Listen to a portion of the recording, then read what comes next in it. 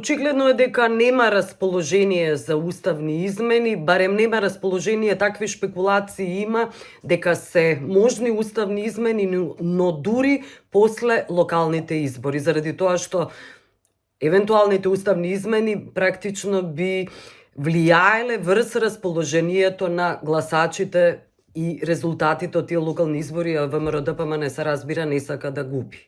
Добро, мислам дека не е лошо да се подсетиме на риториката која што беше во последниве неколку години од страна на партиите кои се сега на власт, она што беше говорено во изборната кампања и она што се говори сега. И ако се направи една анализа, ќе се види дека сепак постои еволуција, односно промена на ставот. Кога билам за промена, се обидам да најдам збор кој што нема да звучи дека се е од корен променето, меѓутоа сепак има една еволутивна нишка која што треба да се следи. А таа беше од прво дека постои апсолутно неприфаќање за било какви уставни измени, до сегашната реторика дека уставните измени се можни, меѓутоа на начин на кој што на Македонија ќе ја одговара, а нема да биде под диктат, да кажеме, од Софија или од било која друга земја. Така да, она што е, ако гледаме позитивно на целиот развој на настаните, дека сепак работата се движи и дека не значи дека целиот процес на Македонија за пристапување кон Европската Унија е апсолутно замрзнат. Значи мора да се најдат решенија, предлози, начини како да се одблокира и да се одблокира што е можно побрзо. Чекањето до локалните избори или до некои наредни изборни циклуси како што ни се случуваше во минатото не е во корист на Македонија. Тоа го видовме и во претходните наши спорови со соседите. Времето не работи во полза на Македонија. Остануваат барањата, односно условите кои ги дава ВМРО-ДПМН власта да има гаранции, Бугарија повеќе да не става вета на Македонија, овие барања се и до Бугарија и до Европската Унија, потоа барања на признавање на македонското малцинство, односно на македонските здруженија, конечно има и пресуди од Судот за човекови права во полза на Македонија, а Бугарија е таа која е осудена. Се разбира, значи прво да заклучиме една работа. Кога се водат некакви преговори, односно кога се сака нешто да се измени, се поставуваат многу работи на масата за да се постигне максимумот од тоа што е, да кажеме, национален интерес или интерес воопшто на една страна. Еве, нека не бидат нации во прашање. Но ајде да земеме компаративен пример. Во Британија го имавме исто сличниот пример по подпишувањето на договорот за излегување на Британија од Европската Унија.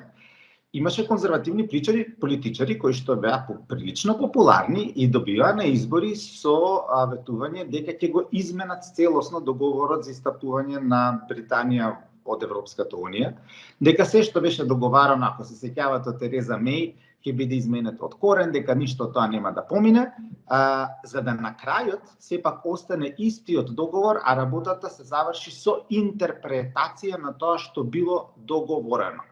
Ако ја следиме истата аналогија во македонскиот случај, ќе можеме да најдеме решение. Односно, ако ги прочитаме документите кои што се веќе усвоени и им дадеме можност на дипломатијата и на правниците да излезат со толкување на тоа што е напишано, предпоставувам дека ќе се најде начин како да се излезе од овој ќорсокав. Впрочем, ЛДП пред некој ден го понуди тоа решение. Решението на ЛДП прецизно за што се однесува? Па ако ги погледнете точките 4 и 6 од заклучоците на Советот на Европската Унија кои што велат за наредната фаза во почетокот односно отворањето на пристапните преговори, односно точката 6 вели дека ќе започне отварањето на кластерите или на преговарачките поглавја без нова политичка одлука, доколку Македонија го заврши претходно кажаниот во точка 4 процес на уставни измени.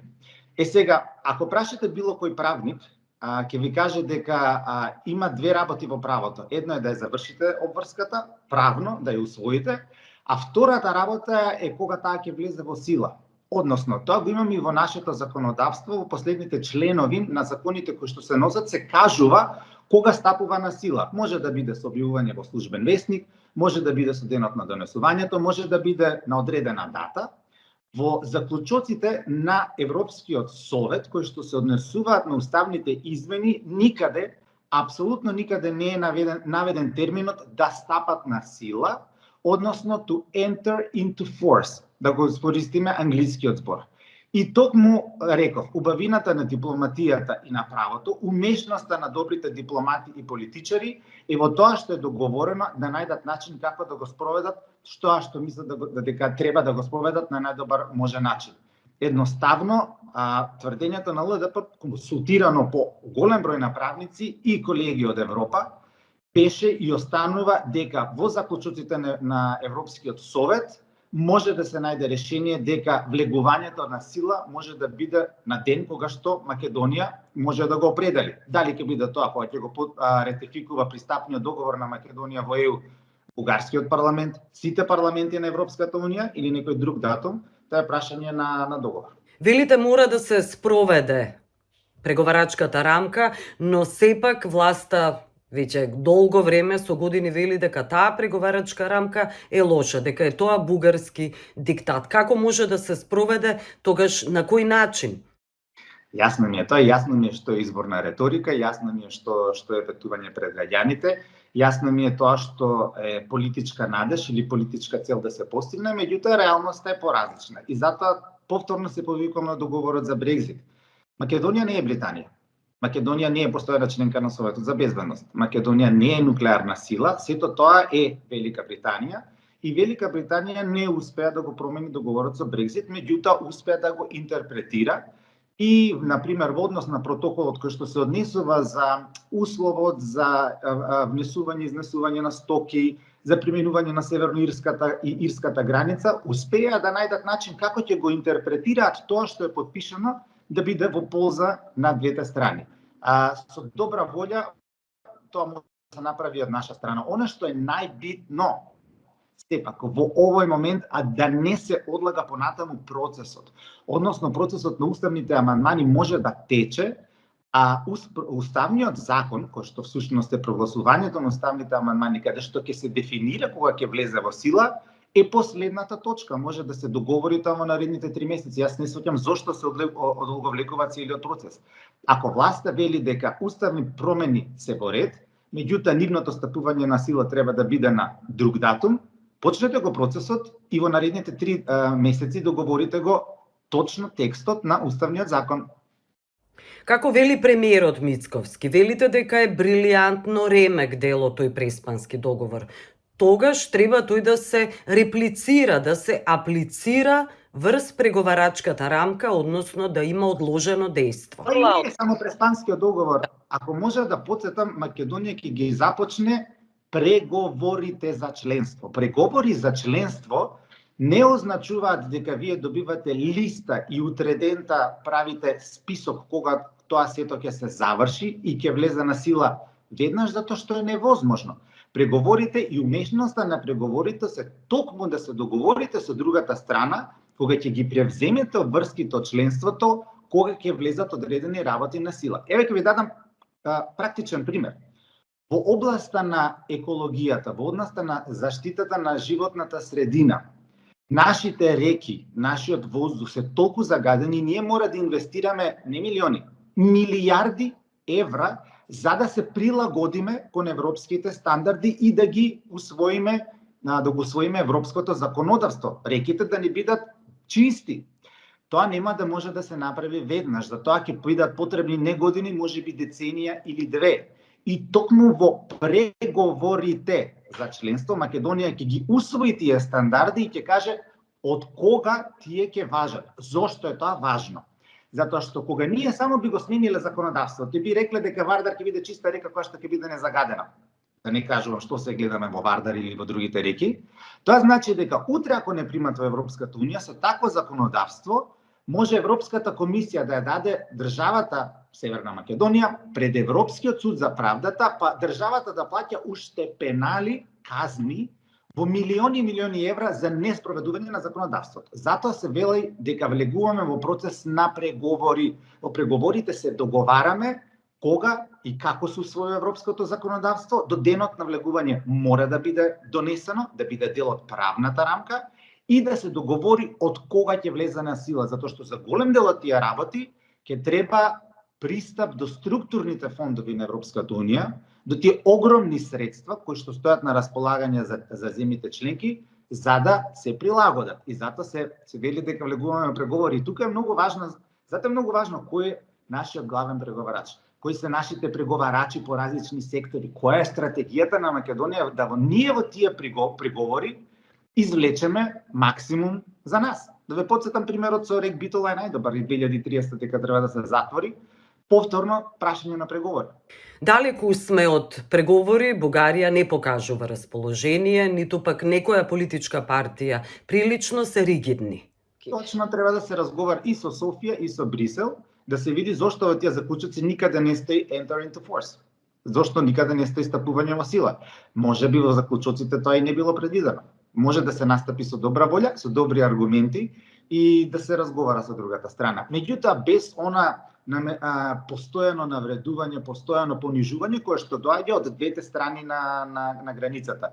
Тоа мора да престане. Вие не можете со никого да се договорите ако немате доверба. Односите помеѓу Скопје и Софија во моментов се на толку ниско ниво, со таков степен на недоверба, да видовме дека едно прашање на неформална средба во кабинетот на претседателот на бугарската држава се претвори во огромен скандал кој што ги разбуди емоциите. Тоа покажува непостоење на доверба. Значи мораме да ја градиме таа доверба ако сакаме да најдеме решение. Решението ни е потребно и на нас и на Софија. Власта тука вели дека чека нова бугарска влада. Вие дали гледате таму некоја политичка партија која има расположение за да направи некакви отстапки, да биде омекната политичката клима воопшто меѓу двете земји? Познавате добро бугарската сцена, конечно и европската и светската, за да може да коментирате и да донесете некаков став. А да, значи не само што гледам туку, ги следав и најновите анкети кои што ги се објавуваат во бугарските медиуми околу можните резултати на изборите кои што следат, седмите поред избори во последниве 2-3 години во Бугарија. Бугарија проаѓа низ еден процес кој што е прилично опасен, на една политичка нестабилност каде што не може да се формира политичка влада која што ќе носи јасни политички одлуки. Да не заборавиме, Бугарија е жртвата самата си е жртва на својата политичка нестабилност, односно невлегувањето на Бугарија во еврото и во Шенгенот, иако се тоа политички национални приоритети, е токму заради таа нивна политичка нестабилност. Значи, би било во интерес и на Македонија, пред се на Бугарија, во Бугарија после избори да има една стабилна политичка влада која што ќе носи одлуки во корист на бугарските граѓани. Една таква работа е и затворањето на македонското прашање. Немаат тие никаков бенефит од понатамошно одолговлекување, затоа што оваа рововска битка не води никаде. Води само кон зголемување на интересите на други држави, кои што не е сигурно Бугарија, во Македонија. Мислите на Русија, на незиното влијание, на стравувањето за незино влијание? Па на Русија влијанието го прави преку Србија, односно македонско-српските односи во последно време се издигнати на такво ниво што секој разумен политичар во Софија би требало да си го стави прстот на главата, ако сака да има соседство во кое што ќе има било какво позитивно влијание бугарската надворешна политика, тогаш треба да има, например, и разбирање за тоа што се случува во соседните земји, а не да се водат од политиката на инат, како што го прават во изминатите деценија или две. Зошто прстот на чело не го става Европската Унија, ако е свесна за блискоста на Вучич кон Путин, кон Орбан, блискоста на Мицковски кон Вучич, кон Орбан и конечно и ВМРО-ДПМН, целата партија е блиска до Орбан? Не можам да кажам во име на европските лидери зошто така се однесуваат. Јас само можам да кажам дека она што го прави српскиот претседател, играње на повеќе столици. Едновремено преговара со Европската Унија, се слуша со Путин, па праќа четворица министри на самитот на БРИКС, кој што ќе се одржи овие денови во Казан.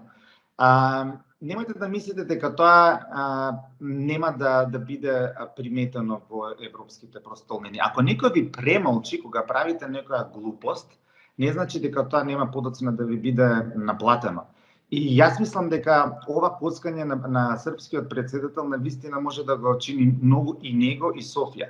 Предпоставувам, не знам. Значи, предпоставувам само дека целата политика се сведува на однесувањето на Орбан. Орбан го гледа, предпоставам, како водач на таа една и либерална политика, која што Орбан се обидува да ја наметне на целиот регион, гледаме пенетрира во Србија, во Република Српска. Се надевам дека нема да биде Македонија следна во доминото.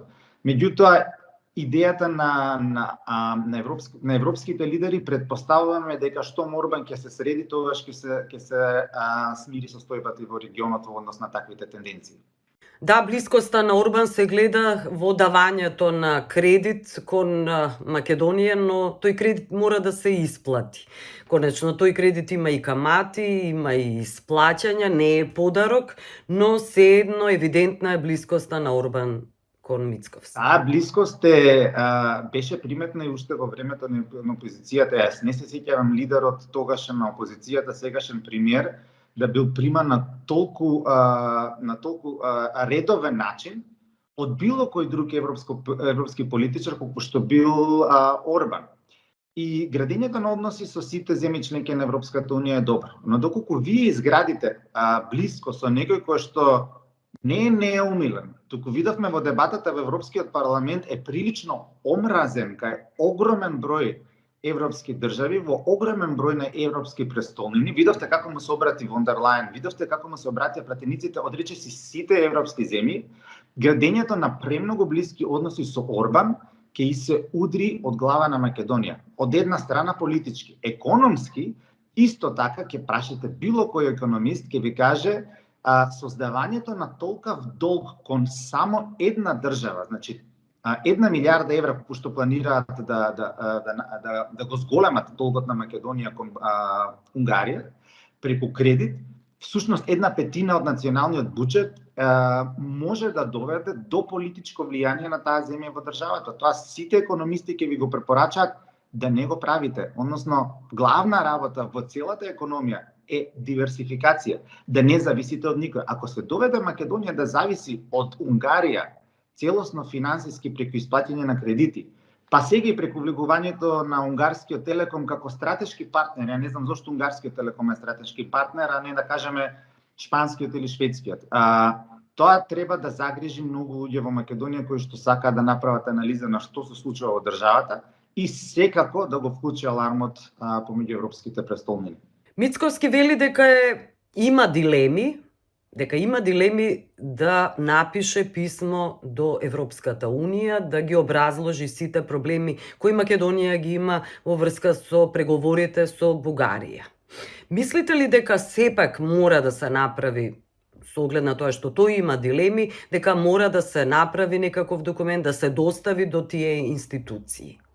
Нормално е во дипломатската комуникација да се праќаат документи, да се праќаат нон-пейпери, да се праќаат предлози, да се праќаат било какви документи, но она што јас мислам дека Македонија треба да го направи, без да чека понатаму, е да ги усвои уставните амандмани, да дефинира во уставниот закон кога тие ќе стапат во сила и писмото, депешата која што ќе стигне во Брисел треба да биде Македонија го заврши својот дел од врските. Уставните услови, измени се усвоени, заклучоците на Европскиот совет се усвоени, дајте ни го датумот кога седнуваме да го отвориме првиот кластер. Се разбира, во тоа писмо ќе пишува точно кога Македонија определила дека ќе стапат на сила уставните измени. Шефицата на германската дипломатија Бирбо говореше за храбри политичари, за храбри, одговорни потези, одлуки кои може да бидат спротивни на јавното мнение. Додека пак премиерот Мицковски говори постојано вели дека тој не може да работи, да оди наспроти интересите на јавноста, на граѓаните. Апсолутно, лидерите водат, лидерите не се водени. Ако некој носи одлука само врз основа на анкети, тогаш таа или тој е воден, а не води. Мислам дека е добро кога во демократијата се избираат лидерите, тие да водат напред и тие да ги укажуваат добрите и лошите работи, затоа што видете, не можете да очекувате обичниот граѓанин да има пристап до сите информации, од државна тајна до економска анализа што и како води кон добро и кон лошо. Не можете да очекувате граѓаните да се бават со работа која што не е нивна, да ги прават сите тие анализи, да ги прават сите тие пресметки што и како одредена политика би довела во еднината. Тоа е работата на политичарите, на лидерите, затоа тие ги избираат, им даваат одреден мандат. И доколку политичарите и лидерите не водат, тогаш таа држава има голем проблем. Прашање за иницијативата на градоначалниците на Тетово, Гостивар, Чаир и Желино за создавање на Албанска академија на науките и уметностите, која би била паралелна на МАНУ. Нивните аргументи, што е факт, е дека МАНУ беше затворена институција, особено за интелектуалната јавност, интелектуалната мисла на учениците од албанска националност. Сметате ли дека мора МАНУ да ги отвори вратите? Има тука две работи кои што се потикнуваат. Првата е ригидноста на Македонската академија на науки и уметности, воопшто кон разноликост која што се однесува не само на етничките заедници, туку се однесува исто така и на жените. Погледнете листата. Па не би рекол дека жените се малцинство. Жените се половина од нашето население. Во МАНУ ретко на број на прсти можете да ги изброите жените кои што биле членки на МАНУ. Значи тоа укажува дека постои нека огромна ригидност во таа институција. Па да, значи не да немаме жени во научно-истражувачката дејност во Македонија, не да немаме професори, не да немаме уметници кои што творат. Значи тука имаме една ригидност која што во таа институција очигледно дека постои. Ја не сум тој кој што треба да ја анализира, самите треба да си направат ретроспектива и да видат дали се репрезентативни за одредена институција. Втората работа која што е многу важна е потикнувањето на научно-истражувачката дејност, односно развојот на науката кај немнозинските заедници во Македонија. Тука се албанците, тука се исто така турците, па погледнете ги и ромите. Значи ние имаме декада на ромите затоа што нашите роми не завршуваат ни основно образование, ние имаме огромен проблем. Ако се гледа работата како да се мотивираат македонските албанци или роми или турци да се бават повеќе со научна истражувачка дејност, тогаш тоа е едно прашање. Ако е работата да се политизира, тогаш тоа е сосема друго прашање. Например, ако ние би барале инспирација во некој како што беше Ферид Мурат, единствениот човек со потекло од Македонија што има добиено Нобелова награда за наука, ако ние во него гледаме инспирација и влечеме од него инспирација како да подобриме македонската наука, па го имавме сега исто така и примерот со нашата научничка која што го откри Нели Озенпик, лекот за славење, односно се користи за славење. Ако ние гледаме во тие луѓе инспирација како да поттикнеме научната мисла и во Македонија не да создаваме само фабрики кои што ќе нудат ефтина работна сила и ќе произведуваат производи за западните компании, односно за нашите пријатели во Европската Унија и во САД, туку ако создаваме научно-истражувачки квалитет и резултати, тогаш е нешто што треба да се разговара и треба да се инвестира од сите нивоа, од држава преку локална самоуправа до бизнис заедницата. Но ако идејата е само да се политизира за да се поттикне само една етничка заедница, тогаш тоа влегува во доменот на злоупотреба на политиката за тема за која што политичарите, предпоставам, не знаат толку многу. Ви благодарам за овој разговор, Емил Киријас. Благодарам и на вас.